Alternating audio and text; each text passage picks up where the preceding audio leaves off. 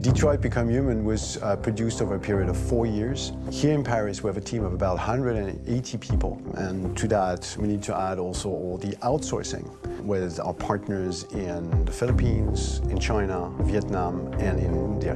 So when we started working on this story, I had to imagine where Kara was built. And for whatever reason, the city of Detroit came very quickly to my mind because it had already an incredible story by itself full of history and themes.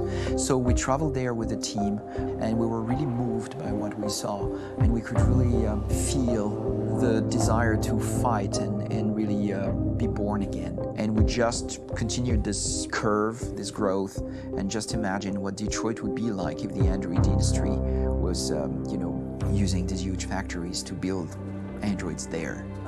A very strong element in Detroit is that there's a lot of industrial wasteland and a lot of nature too, and for us, the graphic designers, it was an incredible playground. The destroyed zones which we wanted to preserve, we appropriated them to turn into something else. Then in the areas that needed to be rebuilt, we were able to imagine our Detroit of the future. We didn't want to make a science fiction universe, but a world of anticipation. If we chose science fiction, we could have imagined flying cars, extraterrestrials, but those things are very far from our current everyday life. Anticipation is more about gleaning from our contemporary reality, the one we know, because Detroit is set in 2038, and 2038 is tomorrow. The difficulty we had was sticking to reality. That is to say, technology becoming more and more invisible, a lot more elegant, and at the same time, making it visual. So all the computer equipment, autonomous cars, we simply had to invent. They are in fact very technological objects, but at the same time remain very credible and ingrained in reality. To create a cohesive universe in the fashion and clothing of the human characters in 2038, I didn't want to put an accent on strange shapes, or really vibrant colors, and things we wouldn't know. That I wanted to keep for the androids. The goal was to create something familiar which we can identify with in this future setting. Working on the artistic direction for the androids was a bit special because this is a project about the place they could occupy in the human world. It was out of the question for them to be too beautiful or too perfect. They had to correspond to every social class, rich and poor. Inspired by everyday utilitarian clothes, I brought a modern touch by adding dynamic display surfaces, the armband we can see on the side, the triangle on the front and back, an LED. Like that, there's no confusion. Wait. You're sending an android? All right, ma'am. We need to go. You can't do that. Why aren't you sending a real person? Once we cast the actors, we travel to meet them in order to scan their faces. We record the structure of their face with the scan, and we record the colors and patches of skin with photography. Once we have this information, we will use this as a basis for modeling and creating the characters. The artist will make it more realistic, but will also enrich it. He will propose ideas which we will develop together. Finally, we will have a character with character who corresponds to the project and the world. When the actors come to Quantic Dream, we show them the design, what their image will be, and what they will look like in the game. This extra information gives them another dimension and color to connect with emotionally. It helps them think about how to play their character. Your mission. That's all you care about, huh? You should consult a professional who can help you. Beat it, you hear me? Get the hell out of here! So there are 3 types of shoots at Quantic Dream. Shooting and performance capture, where you capture the whole actor, his voice, his face, and his body. These shoots are obviously done with American actors because the game's original version is in American English. After that, there are the body-only shoots, representing around 250 days of filming, while the performance capture is 100 days of filming. Now, body-only shoots, there are 2 types. There are the action shoots and the technical shoots, which are mokit shoots. Mokit is when the player controls a character on the screen, and he moves in an environment to explore it.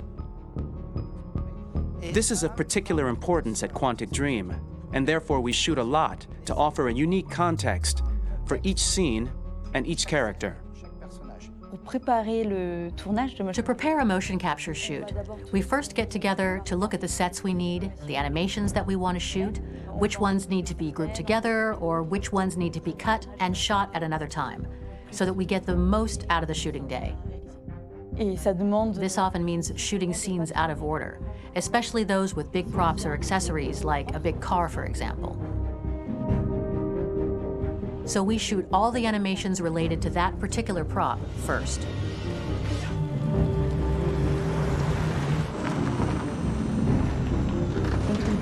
The biggest challenge for the mocap team was shooting a Spider-Man mo-kit. We had to build a wall and attach an actor to a harness with cables so we could pull him up and render him climbing. The shooting on this game total took about, I would say, more than a year, maybe 1 and 2 years, with about 300 actors on set. So I would say it's quite a massive production. But so much happened on this set between the stunts and the shootings with a little girl and all these great actors that we had. It was really a very, very memorable journey for the team and for myself. Today, Detroit has over 37,000 animations. When we retrieve the motion capture data, it's just a cloud of points, which represent all the markers worn by the actors. From this cloud of points, we have a phase called retargeting, which gives us a skeleton. This skeleton will be applied to the characters of the game. There is still work to be done, but this gives us the main movements. Since we are working on something very realistic, we must recognize the actor and also recover all the emotion he expresses in his performance.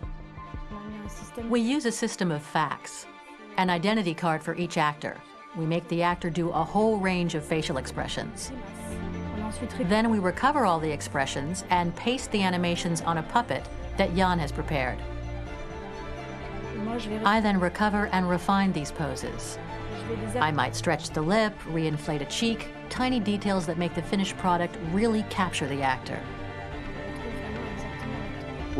Because of the nature of our mocap system today, when we receive the animations, we're missing eye movements, and so the character has that dead look.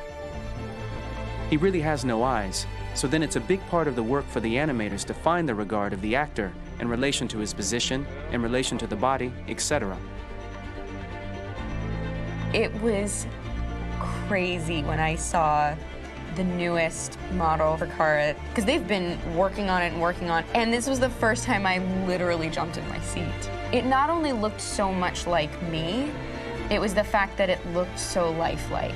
It wasn't that it looked just like it was a camera, it was something else, you know, but it looked alive. It's exciting, and it's kind of terrifying. Game after game, we learned the rules of optics and filming, and our goal with Detroit Become Human was to have cameras that would actually emulate the optics of a real physical camera. So basically dealing with real-world imperfections was our main task, and just to make cameras look as real as we can. Once the animations are shot and processed by the animation department, integrated and polished, we film them. That is to say, we really do a mise en scène, as in cinema.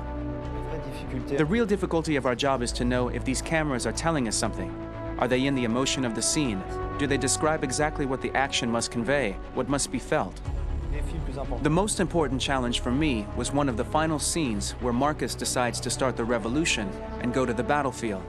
Very quickly, we imagined this to be a huge sequence shot. We wanted the feeling of a cameraman running behind us while showing Marcus, the androids who help him, the person shooting at us, etc. Above all, it was necessary to say to oneself, this scene is very violent but does not glorify war. On the contrary, that war is something improbable and absurd. It was really a fun challenge. The idea was to say we have 3 characters. We would like each of them to have a specific cinematography. We wanted Kara to be much more filmed with some kind of handheld camera, to have something very living, very breathing. For Connor, we wanted something very cold and very perfect. And for Marcus, we wanted something epic and spectacular. So it was about the filming, but it was also about the photography. So we worked with a director of photography to give each character a different lighting, different key colors. Each of them would have their own worlds. And finally, we worked with the composers, so they would create a specific sound for each character, so each would have his own world and his own style.